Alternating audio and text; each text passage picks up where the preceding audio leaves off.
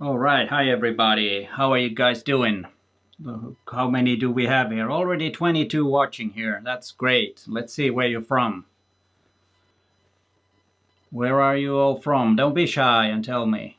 All right, good vibes. Yeah, here too, here too. We're all set up for the interviews. And all right. And now I can see there's a bit of a delay. Now we have the thing on YouTube too. So there's a 27-second delay, which is always interesting. But let's bring Chris in and say hi. Hi, Chris. How are you doing? Hey everyone, hope it's working all right. I'm tuning Yep, in from my it looks to be working all right. At least on my end, everything highly. And I have Chris Eyre-Walker, who is a photographer and a filmmaker, and also an Olympus visionary. And he's done a lot of interesting stuff. But I came across of his book let's say about a month ago, and I ordered the book, and actually I can show the what do you call the cover of the book. It's called Nomadic, and this is all about talking about that project. But first, I want to ask you, Chris, how did you start photography? When did you realize that you're a photographer, or are you more of a filmmaker now? oh yeah, I think nowadays I'm pretty much it's like 80% filming and 20 photography. But it's just a passion for creation. So if I'm creating video or photography, I love both pretty much the same amount. But man, I started photography when I was 18, 19. I was in the military in Belgium and I had the chance to or better funds to buy my first camera and sort of picked up, just for fun, started shooting things. And even before then, I obviously loved taking photos. I had the opportunity to travel a lot with my parents, and that really gave me the opportunity to shoot cool photos. Always grab my dad's camera. He always had a camera. And I think I always enjoyed it, but it wasn't really like this great, amazing passion. But what I really got more out of this traveling with my parents was a passion for exploration and traveling and just seeing new cultures and places. And when I was like 21, 22, I went on this world trip once around the world in 1 year with my best friend. And that was where I was like, okay, I need a camera to document this journey. This is something I'm doing, without my parents, and there's none of camera I can borrow and steal and take photos with. So I bought a camera then, or a little bit before that, while I was in the military to get used to it.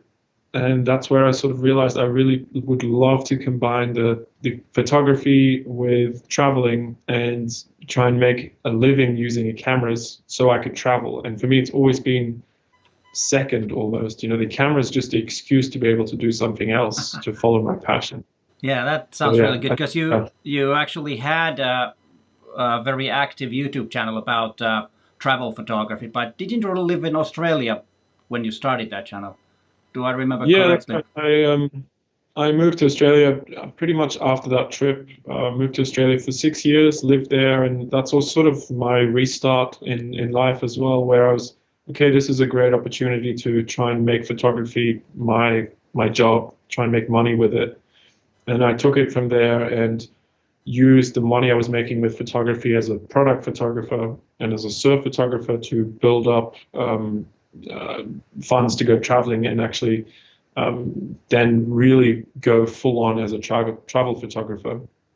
And most people who've tried that have failed or have found it very, very, very slow and hard journey doing that. And it's been the same for me. So it's taken 7 years, 6, 7 years, well, 4 years of doing travel photography before it started like rolling and getting into a payable Yeah, job. yeah, it's a So it's a it's tough. it's a tough road, but when you're starting a company, it usually takes 3 years before it starts making any money. So it's nothing different with that actually. Yeah. So if you No, no, no. yeah, it takes time. And I remember your videos. You had really made some interesting trips, and I remember you sleeping in car. I don't know if you did that or was that just a gimmick to do a good start in the video. I don't know. I've spent countless nights in cars, so Okay. it's been rough.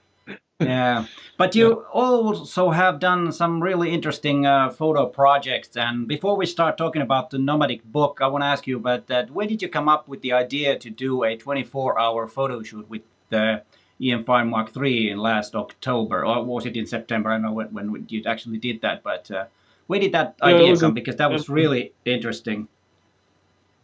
Yeah, it was a fun challenge because this was Olympus Australia. Because when I switched to Olympus, I actually was in Australia, so I became a visionary in Australia.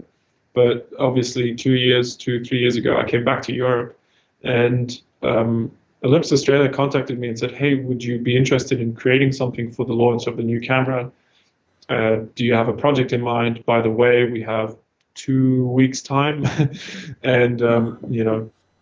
Obviously, this is the budget for it, and here we can send you the camera really quick, but can you come up with something? And for me, it was like, okay, well, there's no huge budget. I was in Belgium at the time, and how can we take the idea of urgently creating something with sort of what the camera stands for, this ultimate freedom, and then being able to just pocket, almost put it in your pocket and run around and shoot almost anything you want with it, combine that with the urgency. And that's sort of one afternoon we were sitting here and brainstorming, and suddenly it was like, yeah, let's just stay in Belgium. Let's not go crazy. Do something that's attainable. Anyone could really set up this challenge for themselves and capture 24 photos in 24 hours. And yeah, I pitched it to Olympus Australia and said, hey, I want to capture Belgium, my home country. But it's not about Belgium, but it's more about the challenge of taking 24 photos in 24 hours. And Belgium was the theme, it could have been anything. Yeah. And I wanted it to reflect like this freedom and this just ability that the camera gave me to just shoot anything. So that's sort of how the concept was born. Yeah, that was really interesting and actually quite challenging, of course. Being awake and photographing for 24 hours is a challenge as itself, but also getting good images because, of course, you're a talented photographer, but still you have to get that image and it has to be on the video too. So that must have been quite a challenge actually. And I think you did pretty well with those images. And Thanks. And so it was an interesting. Was it that an exhibition also after that, if I remember correctly? Yeah, so I wanted the photography to be more than just, pushing a button and then having it on your screen or on a memory card. Or I knew that the photos wouldn't be, my most amazing shots of Belgium, because if you're taking 24 photos in 24 hours, most of the time in September in Belgium, it's 12 hours day and 12 hours night approximately. So half of the time we'd be in darkness. Yeah. It was a challenge to shoot darkness, but you're not going to shoot the best photos of, Belgium at 3 in the morning. So I knew I wasn't going to shoot the best photos of my life or, portfolio shots. But I knew that if I could put together an exhibition with a theme and get the population involved, so I asked people, hey, what do you think I should shoot? What shot defines Belgium? So I got people interested in it that way. And the way to give back was to make an exhibition and throw it together the next day as well. So the whole sense of urgency was there. Plus I had a project coming up the day after that, so I had to really squeeze it. That was the one. Yeah, so that wasn't a choice actually. You had to do it, but that's it was a necessity. That's interesting. But then before we get into the Nomadic, I have one more question. When did you start using Olympus cameras, and why? It's like 6 years ago, I think.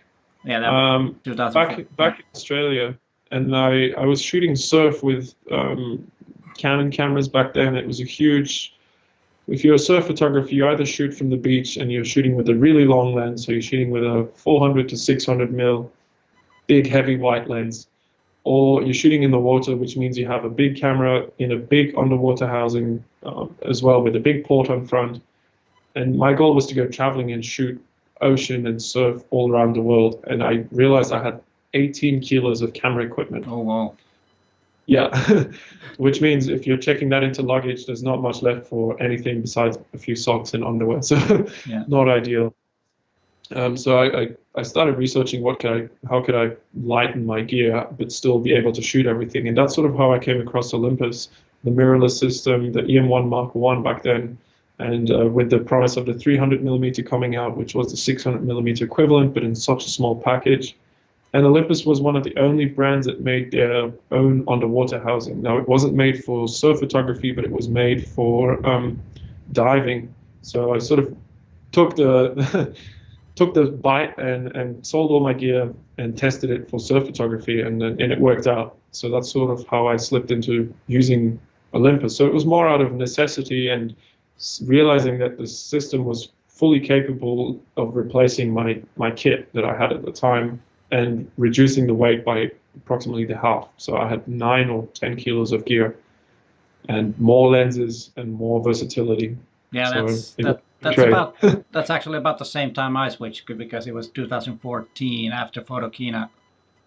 Yeah, okay. Yeah. And the next Monday I went to the store and switched all my Canon gear and you know, reduced the weight to half. Exactly the same thing. Yeah, it's a huge benefit. It is. And what camera are you using now mainly? The Mark III or the X? Which one is your favorite? I have one Mark III and 2 X bodies currently available, and I'll use whichever one suits the job more. Yeah. I sort of talked a little bit about the differences in my review as well. So I see the advantage of one over the other, and yeah, I'll pick up whatever I need most. Yep. For the project. Yeah, but then let's start. I will show the cover of the book next on that, and let's talk about the Nomadic. How did you come up with the idea of doing this? Is there any history with Patagonia area, or where did this come from? No, not really. So the Patagonia, I mean, it's South America. This is Central Asia, so different parts of the world. Oh, sorry. The Nomadic was, I actually went to Central Asia. I went to Kyrgyzstan, Tajikistan, Uzbekistan, Kazakhstan, all the stands, and I really enjoyed that place, the whole area as a general, because it felt so undiscovered. Some places more than others, of course, and it really felt like I could create without being inspired, or not inspired, but without being influenced by things I had already seen. And I loved the Premier Highway, and I loved seeing how the people lived there. And I really changed the way I thought about photography there. It was more documentational photography, because I was just shooting things the way I had not, I hadn't been influenced by things before. So I wasn't like, I have to shoot this epic landscape. I was just shooting the things that I was fascinated by. And I think that's how I sort of changed the last 2 years, my photography, because it went from like chasing epic views and shots that I had maybe been inspired by from seeing from other photographers, to trying to actually find original shots and trying to be a bit more original and come up with more original projects and actually tell stories more as than just take photos. Yeah, and actually that I will people show some pictures. I have the book as you saw, and I will show pictures from the book. And there are some landscapes like from the kind of like was this a transition from the landscapes to different type of more like a document, almost like a documentary? Yeah. When was sorry, go ahead. Yeah, I really started enjoying the kind of photography, Steve McCurry style, where it's just a situational photography and beautiful compositions. Everything has its place in the shot, and still it's just a day in the life of nomads. And I enjoyed that kind of photography, the joy of creating those beautiful compositions, documenting a place that hadn't been shot before, and just enjoying what I was documenting as much as just taking beautiful photos. There was a perfect balance between the two for me, and that's sort of the reason I created the book as well. It's just out of pure, I guess, like pride of the photos I took for myself. I just wanted to have more than digital images on my hard drives of this experience. And the book is actually an accumulation of my favorite photos of 2 trips to this place. There's no incredible journey story behind it. I just loved the combination of documenting and trying to get beautiful photographs of a place that I hadn't really seen documented before. So that's the story behind the book. There's no, deep story behind it, unfortunately, I guess. Yeah, but I think, yeah, and now, sorry, I said I was distracted by your shirt. It was Pamir Mountains, not Patagonia Mountains. It was Yes. Pamir. I got confused with the because of. No, But let's. sorry. I will show a few of the images so that people can see. I'll turn that on and we'll turn the book a bit. I have. Let's see. We can see, and what here is the first opening and the picture on the right where you have the village and the mountains in the back, and then you have one person in the photo. And I realized that you have quite a lot of photos, a similar kind where you have the what do you call the scenery, and then you have just one person in there, which is actually a quite important element in the photograph, even though it's really small. Yeah, it brings life, it's a place that's so incredibly remote and so desolate. And at times you're driving for hours and hours through these desert landscapes at over 4,000 meters, not a single tree in sight. And suddenly you have, a little town pops up, and it's just unbelievable that there's people living here. And it just added so much to the story of the shot that if there's a person there, it doesn't look abandoned anymore, it's actually a real place. And it's sort of the kind of photography I like, adding a human element to the landscape and the interaction of the human in the landscape as well. Yeah, that's true. And let's look at some more images. And there is on the next page, there is this image where there are two, I think they're cows. And one person. It's almost symmetrical. I don't know how long did you have to wait that the cows are in a perfect position, because are those cows or are those paintings on the wall? You can't really tell. Most likely they're cows because there's the person. Yeah, they're cows. It was just we had gotten up for a sunrise, and I knew, by looking at the maps that the sun would rise and hit that mosque, like perfect golden light in the morning light on it. And in the mornings, all the I'm going to say the modern nomads that have moved a little more into the towns, that are not living in yurts or tents anymore, they will take out their cattle. And we basically were shooting this beautiful landscape texture, and turning around, suddenly the mosque had the light on it, and we had this, all the farmers one by one taking out, 2-3 cows, and it was just a matter of waiting it out until it worked out perfectly. And it's, it's not touched or anything. That's exactly as the shot was, as it happened. Yeah, I think it's a, and on this one too, the cows are really small, but a really important part of the image. It's funny how sometimes just a small thing is the thing that catches your eye.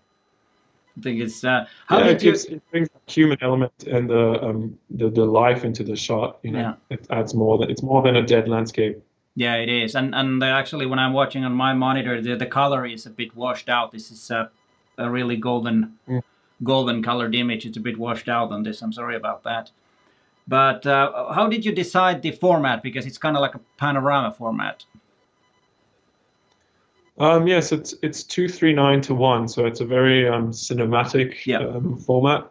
And I actually, because of creating many films over the last few years, I've really come to love the wide aspect ratio. It really, to me, it reflects more the vision and the field of view that you have with your eyes. And I decided that for this book, I was creating basically for myself to enjoy my favorite moments and photographs of this place. I wanted to use the format I enjoyed the most while I was traveling there, and that a lot of the compositions were actually thought out to be in this aspect ratio. And it's not that I can set my camera to that aspect ratio, but it's more that I can already see the composition before I look through the viewfinder. I'm like, this is going to fit in perfectly. Yeah, I was just gonna ask, but you answered already that. How did you crop this? Because you can't actually use that aspect ratio. But but that's the kind of thing that when you have certain kind of vision in your, you just see it. That's really great. That's really it's your vision gets used to that, Yeah. Let's look at some more images, and then these are one of my favorites is the little girl with the red, what do you call it, red shirt or black shirt, and then what do you call this, a red shirt We'll see. Oh, just a jacket, I guess. jacket, Yeah, but right in the middle. And was it easy to approach people when you wanted them to be photographed? Yeah, what I really enjoyed about the people here was that they're not smiling for the camera. Of course, she was loving the camera. She was just in front of it all the time. But most of the people, they don't give you. They're not used to having a camera in front of them, and then all we know is the camera's looking at you. You smile, but these people just look at you, and sometimes it feels like they look right through you. You know, right onto your soul, and it feels so real. And it's young. It's, you know, every age just has that piercing look. And she was a bit the opposite. She wanted to be a supermodel, and it kind of made it comical. She was just running around trying to be in front of the camera. We had visited this nomad village or nomad family that were about an hour away from where we had shot where I shot that previous shot with the cows in the mosque. And this was a whole family just, living there in the yurt. And we had visited, they'd given us lunch, and of course we had given them, some money in return for their welcome. And they were very willing to let us take photos of them. And it was just it's a beautiful moment. I remember taking out my drone, and I tried to take an aerial shot of the area, and all the kids just swamped me, and I just handed off my controller, and it's like, just fly, it doesn't matter, you know. There is nothing you can crash this into, just have fun. So it was a lot of there was a beautiful interaction, like giving and taking. You know.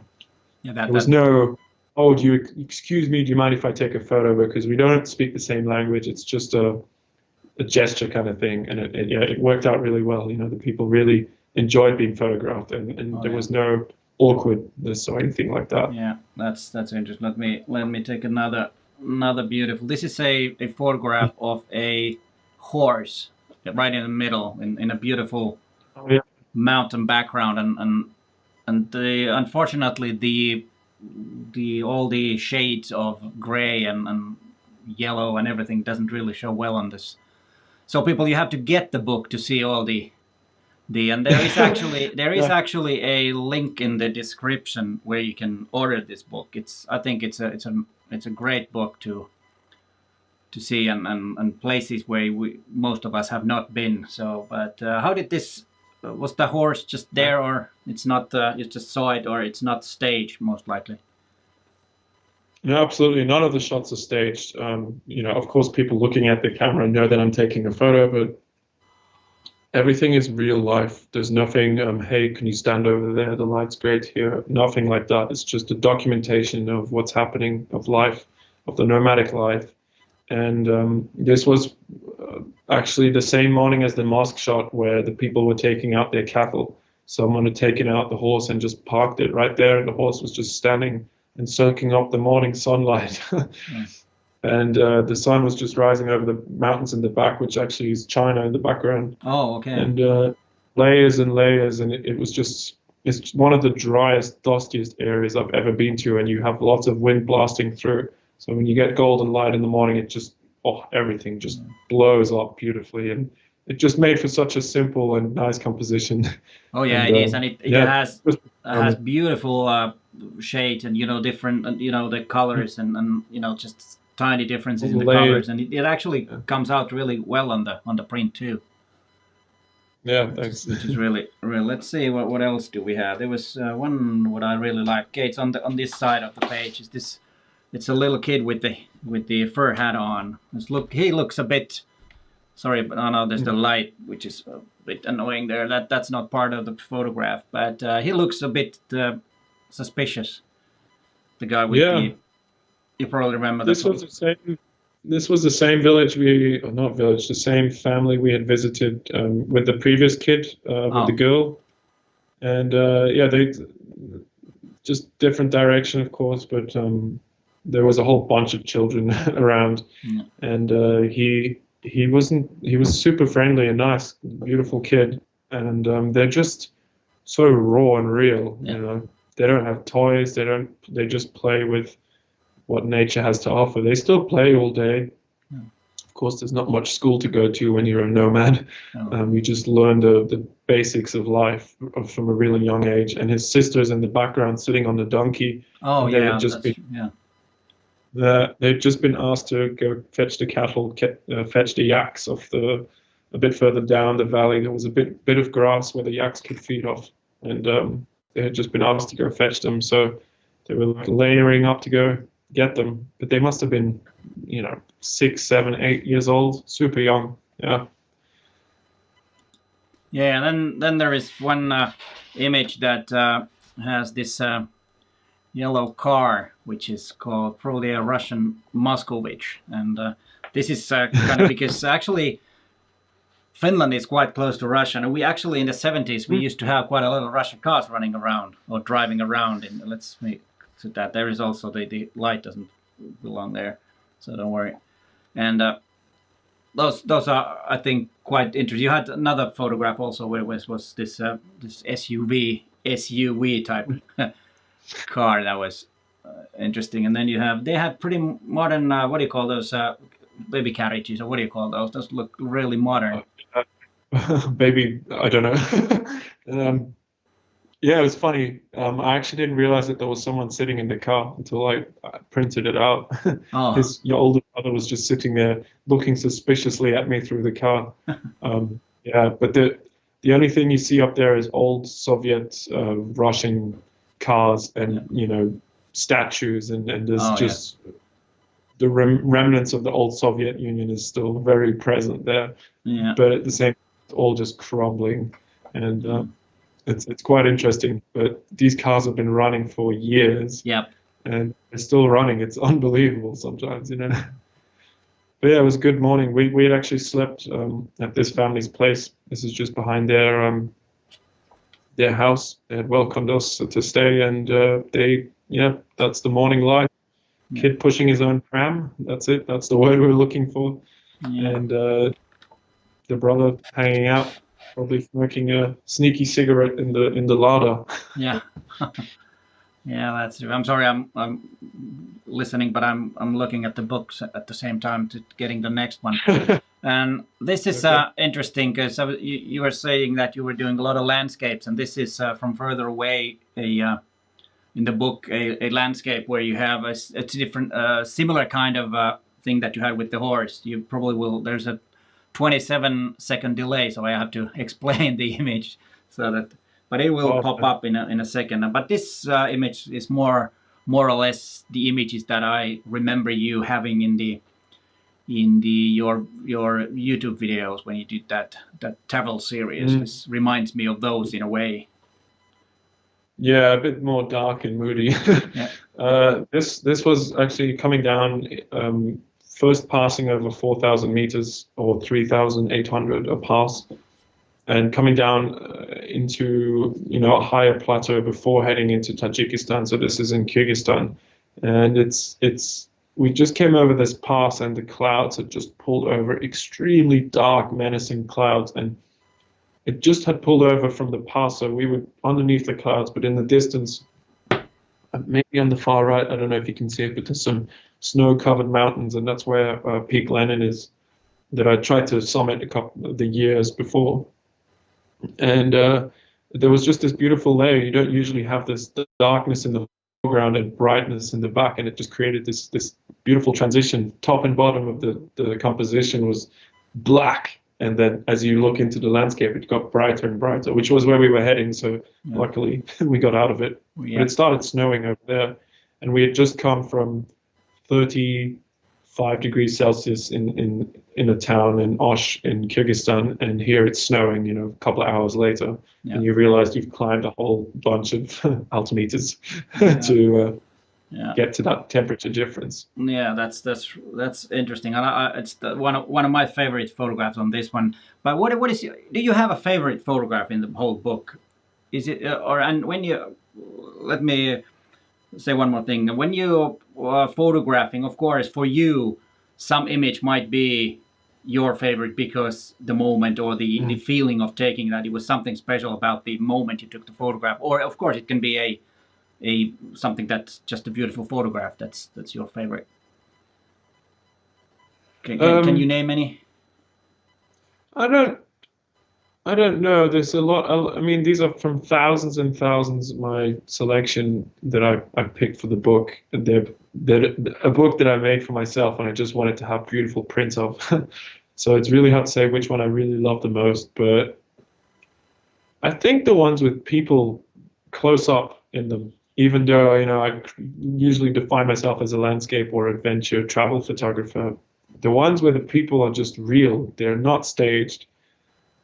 They were the most challenging for me because I'm not used to capturing that kind of photo. And when they worked out really well, it's sort of the reward was much more than shooting a landscape that's just simply there and you're waiting for great light and you can see the composition. You're happy with what you're going to get.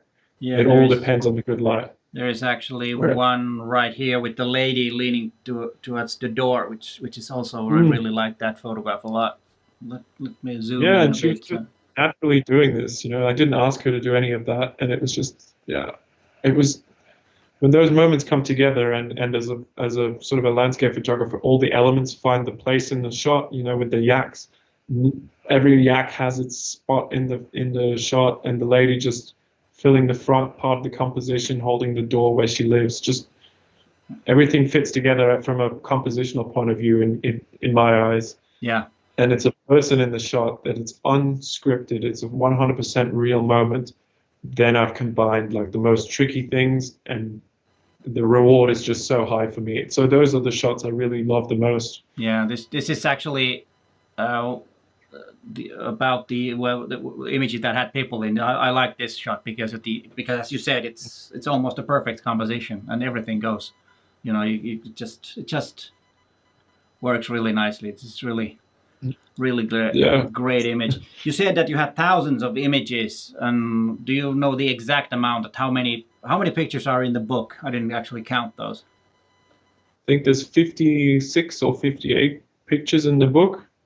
I don't actually know how many photos. Oh, you don't? Thousands. It must be between 5,000 and 10,000. It's a very rough estimation. Yeah. So, and how long did you spend? You did 2 trips there, and how long did you spend there when you were there? So during Peak Lenin, I was up in this area for 3 weeks. Then I was in the Premier Highway for another 16 days. So what's that? It'll be around 2 months, 2.5 months in total. Okay. Of time in the nomad area, spending time with nomads, traveling between nomad villages and camps and so on. Yeah, it's very not a massive amount of time, but it's just a huge place to explore and to travel through. So it takes a lot of time. Yeah, and actually those areas are quite vast. It's like there are several Europes there probably. Yeah, and it's just most of the Premier Highway that the usual route people follow is, I think 90% of it, or between 80 and 90% of it, is above 4,000 meters. So there's no running around, there's ultra thin air, and it's just such a slowed down pace for yourself as a photographer. You're not going to just run up that hill and get the amazing sunrise. You have to plan it get lucky. And things are just vast. You're driving for hours and hours between mountains that look, huge. And at the same time, you're already at 4,000 something meters. So the mountains are just enormous. So it really makes you really small. It really makes you tiny in that kind of big landscape. Yeah. Did you have a local guide there, or did you travel alone or with somebody? You definitely need like a fixer. I usually work with a local driver. Some friends of mine had gone the same year as I had gone in the first time, and they had recommended this guy. So last year I took him, and his English is fairly good, so which made communication a bit easier. And we also managed to get to places and see things that you can't do them when you're by yourself. It's just not possible. Okay. He just knows the nomad families, and sometimes they move on and it's just impossible to find them. So he can sort of, by word or communicate his way around to finding these people. And it was sort of the goal, can we go to the nomads that are actually living out there? And without him, it wouldn't have been possible. Half the book would be empty pages. So yeah, that's true. There was one question from Robin Wong, also a Olympus visionary. He was asking about the curation process for the book and selection. How long did it take you to choose the images? Because you had quite a lot of them, and there must be another 50 good images. Yeah, at least. That's very difficult. I think it's just over time. I've written a few stories on the area for a travel magazine in Australia, and creating blog articles for Olympus. You sort of start to trickle down your favorites because you're going through these photos so many times, and of course, being a traveling photographer, you get used to processing your photos on the go. So you're usually working through the new work as quick as possible, and it means you're filtering out a lot of the things that you'll never use quite quickly. So you're working down, and you're basically creating fewer and fewer photos to pick from. But the ultimate last selection makes it incredibly difficult. But it's also using Lightroom, creating collections and looking at the collective of photos and what works together, and which ones will create that nomadic theme. If there's nomads in it, or if it's their landscape, or if it's the tools they use, or the culture that is represented in the shots, and the different type of landscapes that they're in. So that there's sort of criteria you set that define the photos that you need for a book, and it kind of creates the process, or it makes the process a bit easier, I guess. Yeah, but it's a lot of work. Sounds quite a wise thing to do, and start picking them while you are doing it, because then you can kind of see what you have. If you just have like 5,000 images when you go back home, not really knowing what's there, it doesn't work. I don't think it would. No, it would be painful. Yeah, but you picked those images yourself. Did you ask anyone that should I put this or not? But this is only your personal book, so or did you ask any advice or a second opinions? I mean, I had my girlfriend and my parents look at the photos, and hey, what do you think? I made it for myself. So the first book I made, I wasn't so happy with. So, but I put it on my social media channels. I was like, hey, I made this book for myself, but I kind of really love it. Would you be interested in buying it? So I put a bit more effort into curating it and changing up a couple of shots, and obviously writing a bit of an introduction to it. Yeah. And the final book is sort of the third version of the book. Before I was happy, also with paper, and it was a bit of a process. So if to be honest with you, this book will never pay for itself, because I printed the first two versions in about this big. So they were really expensive, and I've used really great, beautiful photo paper. And then I was like, well, if I want to sell this, no one's going to buy my €200 book. So, yeah, that's true. I have to be honest, I wouldn't have paid €2,000 on the book. I think now it's the perfect price, because I think the quality is really good. It's nothing wrong with the quality, but 2,000, that would have been too much. Yeah. Yeah, there was a compromise to be made where I had to shrink down the size of the book, the images. And I first went with cheaper paper as well to make it just more affordable. But then after testing that, I was just not happy with the paper. It was not getting the quality of the shots. It wasn't doing it justice. And if it's a passion project like that, you just want to do it right. And ultimately, if people buy it or not, it doesn't.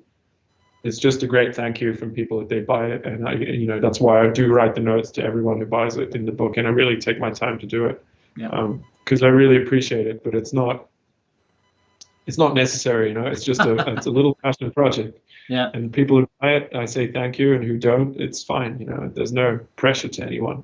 Yeah, that's not even to myself. That's what it usually is. And then you promised me a little over 30 minutes. We've been here for 40. And I know that you have a lot of work to do tomorrow. And now there's one last question that I will ask you. What gear did you have on your trips? lenses, bodies, I probably we all know that they were the EM1 series cameras, but what about the lens selection that you had? Yeah, first time around I had two EM1 bodies, and the second time two EM1Xs. So just because updating the cameras. 12 to 100, the 17 1.2 Pro lens and the 25 1.2. And that's pretty much it. No, the 40 to 150 as well I had the first time around. But that's it. Yeah, very minimal. I try to keep it as small as possible. I actually had some of the smaller primes as well. So I had the first time around I had the 12 f2.0. I love that lens. It's just so tiny. It's a good lens. Really actually, I tested that lens against some of the newer lenses, the Pro lenses, and it's about the same quality with the image quality. So yeah, it's great. It is. Yeah. But how you said that it was very dusty in some places. How did the equipment cope on that? Did you have any troubles with the dust? Oh no. No, I think all us Olympus users know that dust, water, or freezing is really no issue, and the same here. I really can't fault the system anyway. The cameras have never ever failed me, especially the EM1 Mark IIs. I had actually used them for the 3 weeks climbing up or trying to attempt to summit the Peak Lenin, which is 6,500 meters, and we were at minus 30, 35 degrees horizontal blasting wind at 6,500 meters. Yeah, no problem. And no problem. The only problem was my fingers being too cold to push the buttons. Yeah, but that's not the camera's fault. It's you. That's not the camera's fault. But thank you so much, Chris, for being here, and all the viewers. Thank you for being here. And before I go, I will tell you who's my next guest next Wednesday. But I will thank you, Chris, and good luck to you. And I hope everything is getting better in Belgium with the coronavirus. I've heard that the situation is not that good, or has been. Yeah, we're just going for it. So step by step. Next week, I think we're back to normal. And I hope everything's okay for you as well. Yeah, that's really good. And for the viewers, there is a link to the book where you can get it if you want. But as Chris said, no pressure. But go check it out. And you saw the photograph. It's beautiful photography. And next Wednesday, I will have something different. The first not Micro Four Thirds and Olympus shooter, Teppo Haapoja, who is a Finnish photographer and also filmmaker, and he has a very popular YouTube channel too. And this is going to be interesting to see what Teppo has to say. But I will thank everybody who's been here, and a special thanks to Chris, and good luck and whatever your next project is. Thanks, Peter. Really lovely chatting to you. Thank you. All right, and thanks for watching, and bye for now.